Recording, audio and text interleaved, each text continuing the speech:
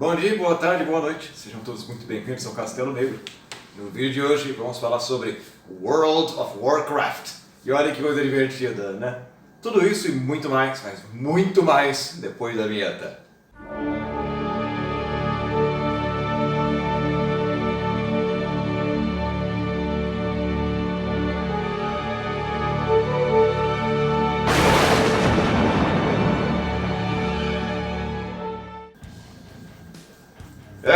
Cambada, vamos começar com a nossa velha pancadaria seca. Quem não é inscrito no castelo, vem morar conosco. Temos milhares de quartos, talvez milhões, um dia quem sabe, né?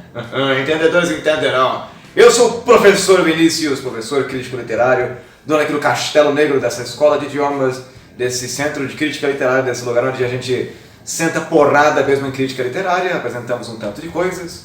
E hoje vamos falar um pouquinho sobre videogames, né, com essa série de vídeos que temos falado sobre games da história, né, os mais relevantes de todos os tempos.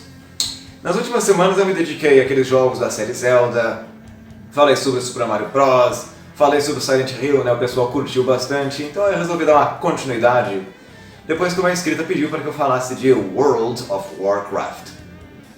A primeira coisa que eu vou apontar para alguns brasileiros de plantão que estão por aqui, né, a pronúncia de World, né, tem esse Lzinho logo depois da bagaça.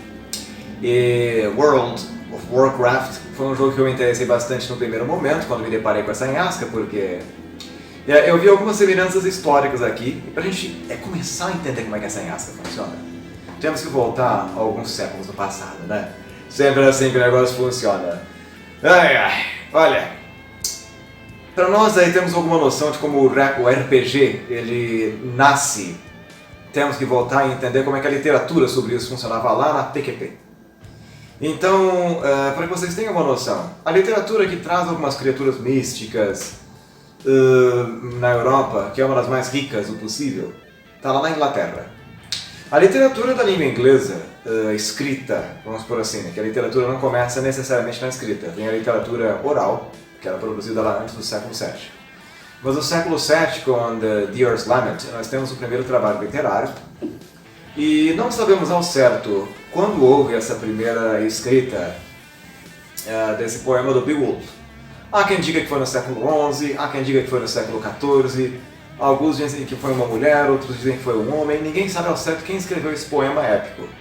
Mas a verdade é que Beowulf é o primeiro poema épico da história da língua inglesa registrado dessa forma, que chegou até nós. E devemos a Tolkien, né, o escritor do Senhor dos Anéis, a primeira tradução do inglês antigo para o inglês moderno do poema de Beowulf. Por que esse poema ele é tão importante? Porque ele é um tema bastante recorrente aqui nessas todas as aventuras que eu faço, né? Beowulf narra a história de um herói, um tanto quanto solitário, de seu adjuvante, que vão, em alguma medida, encarar alguns monstros. O primeiro monstro que Beowulf encara, descendente de Caim, né, que tem um sangue amaldiçoado, por causa daquela história bíblica, invejava os seres humanos. Então essa criatura matou alguns homens. E Beowulf, né, para pagar uma dívida do pai dele próprio, mata esse monstro com os próprios braços, né, com as próprias mãos. Assim como mata a mãe de Grendel. E nessa história toda, né, tem-se uma questão muito mística, porque Beowulf usa uma espada mágica para decapitar a cabeça dessa criatura maligna, né, a mãe de Grendel. Assim como também no final dessa história toda do poema, spoilers aqui, né, se bem que já fazem algumas centenas de anos, não é spoiler.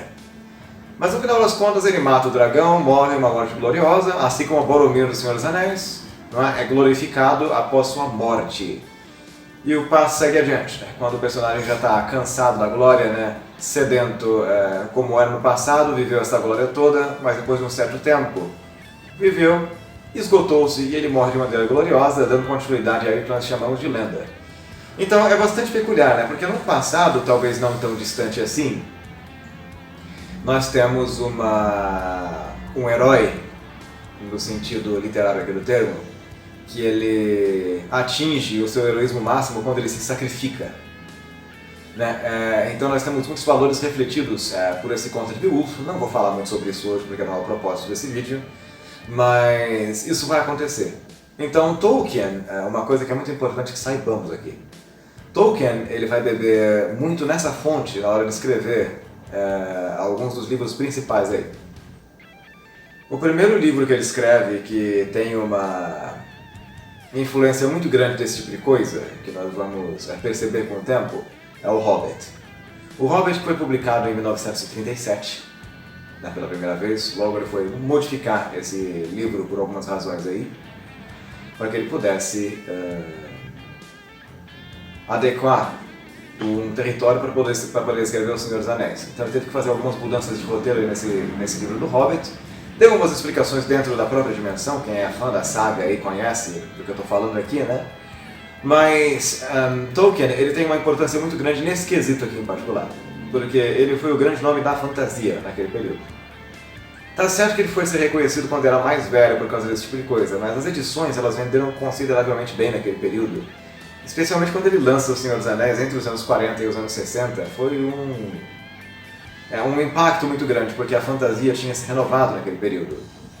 Então nós temos elfos, nós temos orcs, nós vamos ter anões, nós vamos ter os halflings, né, que seriam os hobbits, aqueles pequenininhos, né, nós tínhamos raças híbridas, cada um tinha uma função. Então são várias coisas que vão surgindo e para vocês que gostariam aí, talvez, de se aprofundarem um pouquinho mais nessa questão do surgimento das raças e dessa complexidade que surge nos RPGs de hoje, temos que beber em duas fontes primárias. A primeira delas, logo de cara, The Silmarillion. É um conto que eu... um livro que eu recomendo muito. Ele é meio bagunçado, né? Para quem nunca leu O Senhor dos Anéis, talvez seja uma leitura um pouco difícil, porque são muitas informações dispersas ali.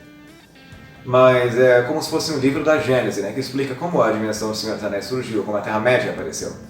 Então nós temos deuses, temos línguas, temos contatos, temos povos, toda uma explicação é bastante detalhada de tudo isso. Agora, né, para quem quer se aprofundar um pouquinho mais, nós temos aquele outro volume, Os Contos Inacabados, que vai contar mais histórias da Terra-média, inclusive como os Númenóreanos desapareceram, né, essa população foi tragada para o fundo do mar porque tentaram atingir a imortalidade numa terra só para imortais, né, traições, morte, romances e um tanto de tragédias aí que acontecem. Esses trabalhos de Tolkien são, diga-se de passagem, belíssimos, não é? E eles serviram de fonte para uma produção, mais especificamente lá nos anos 80, né, que mais uma vez trouxe mudanças bastante substanciais para a maneira como as pessoas viam a fantasia. Falo aqui, obviamente, né, de Dungeons and Dragons. Naqueles anos, essa série de jogos de RPG surgiram, as pessoas brincavam com esse livro, jogavam esse jogo de tabuleiro, jogavam esse role-playing game, né, vamos por assim, na mesa e se divertiam horrores. Agora, eu acho que quem aqui nasceu no finalzinho dos anos 80, viveu aquela década de 90, vai se lembrar do desenho animado também, Dungeons and Dragons, né, que no Brasil foi traduzido como A Caverna do Dragão, né? Esse desenho animado, para alguém como eu, foi uma coisa muito icônica, né? Naquele tempo vivi muito isso, joguei muito esse tipo de coisa, joguei Zelda. Só que mal sabia eu que Tolkien havia, né, em alguma medida, interferido muito com isso. Ele é a origem de todo esse tipo de coisa, né? Eles pensamentos sobre raças, sobre classes e etc e tal. Aí agora uma inscrita me pede para falar um pouquinho sobre esse jogo, né, World of Warcraft. Eu confesso que nunca tinha jogado esse jogo na minha vida, né, lá em 1994, quando os primeiros resquícios desse jogo apareceram, eu não dei muita importância. Agora, lá no começo dos anos 2000, em 2004, esse jogo toma maiores proporções. Então nós temos uma série de semelhanças e diferenças com toda essa identidade, né, construída por Tolkien, lá naquele primeiro momento, e continuada por vários outros autores, né, ao longo da história. Então, a primeira coisa que eu parei para observar naquela construção, né, é aquele ambiente pseudo-idade média, onde você tem armaduras, onde você tem espadas, armas e magia. Isso de lei, né, quando nós temos esse elemento fantasia. Seja baixa fantasia, seja alta fantasia. Para quem não se lembra a diferença, né, a baixa fantasia tem relação com o nosso mundo, em um momento anterior. A alta fantasia é uma dimensão paralela à nossa. Daí esse World of Warcraft, ele se enquadra nessa alta fantasia. É uma dimensão completamente paralela, mesmo porque falamos de planetas aqui. Né? Temos aqueles titãs, que são aqueles que vão dar origem a tudo, tem aqueles que vão se opor aos titãs, aquelas criaturas insetoides, né? Que quem joga já deve estar meio que careca de saber. Né? E eu comecei a observar bastante essa semelhança também com aquela questão das raças. No Senhor dos Anéis, quando Tolkien ele pensou nos elfos, ele se baseou muito nessa mitologia celta, nessa mitologia viking, né? Trazendo essas criaturas que eram tanto quanto celestes, mas de maneira um pouco mais humanizada. Eles são altos, né? Tem aquelas orelhas pontudas, usam espadas, são em alguma medida imortais, a não ser que tomados por um descontentamento extremo ou sejam mortos de maneira aí, assassinados, vamos por assim. De outras formas, mas fora isso tem que durar enquanto o mundo dura. Então isso tem uma semelhança muito grande com essas raças de elfos também que eu vejo nesse jogo do World of Warcraft. Os orcs também aparecem aqui em alguma medida, não é?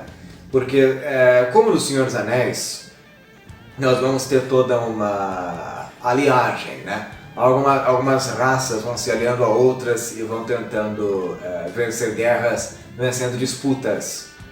Né? Nós temos personagens que são chave para poder desenvolver toda aquela aventura muito louca. Então, World of Warcraft, eu digo que ele é uma continuidade do Senhor dos Anéis. Em alguma medida eu diria que é. E tem muitos elementos, inclusive, que começam lá com essa literatura medieval mesmo, de Beowulf. Muitos elementos aí também bebem lá naquela fonte das lendas arturianas.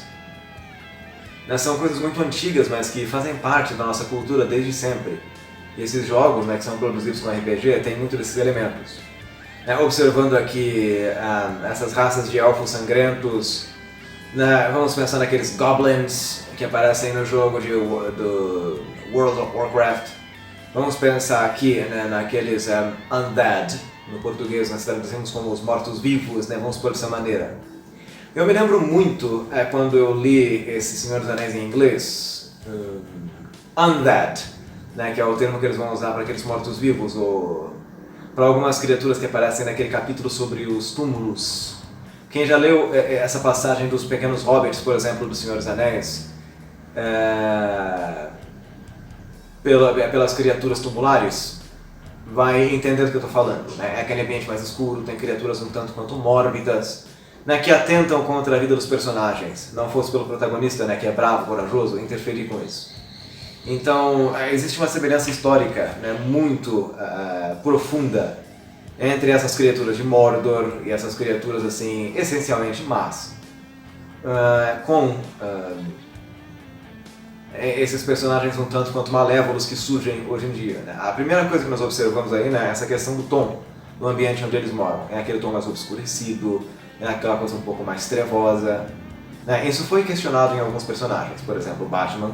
Por mais que não seja um personagem de RPG, ele é mais obscuro, tem toda essa temática um pouco trevosa, Gotham, de gótico, Gotham City, uma cidade um pouco gótica. Então, você tem um jogo de antíteses aqui, mas não é o caso em World of Warcraft.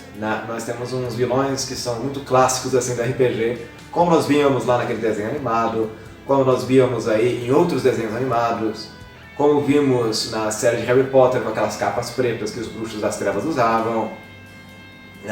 Como vamos ver uma série de outros personagens com essa temática um pouco fantasiosa se portando, se parecendo.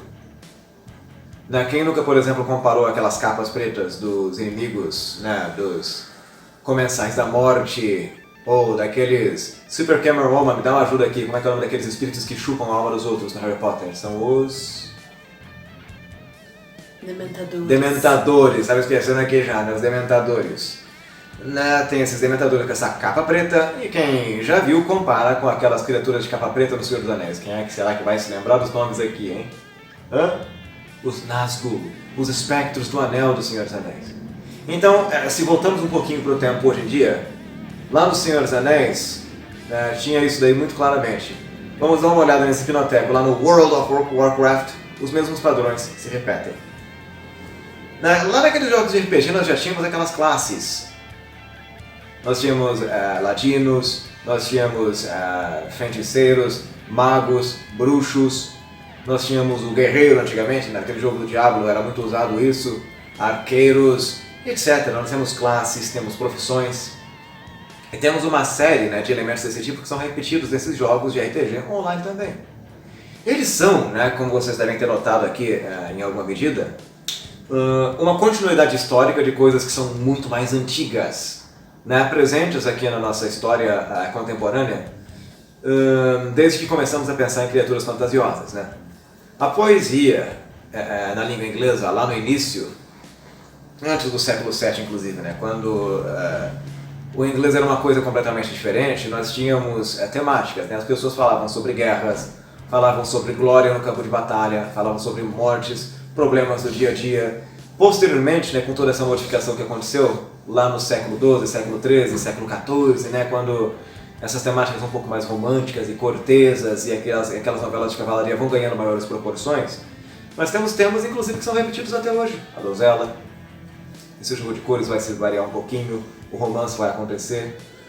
Então, uma série de coisas que são fundamentais. World of Warcraft não é nada além de uma continuidade de toda uma série de elementos que já foram trazidos para nós há séculos. Não é uma coisa divertida? Bom, por hoje basta. Vamos deixar esse vídeo por aqui. Espero que vocês tenham se divertido, né, com esse percurso histórico. Essa brincadeira um pouquinho de literatura comparada que eu faço. Nessa nossa conversa literária. Ó, vamos encerrar por aqui. Nós nos vemos na semana que vem com mais um vídeo para essa loucura. E caça-penas!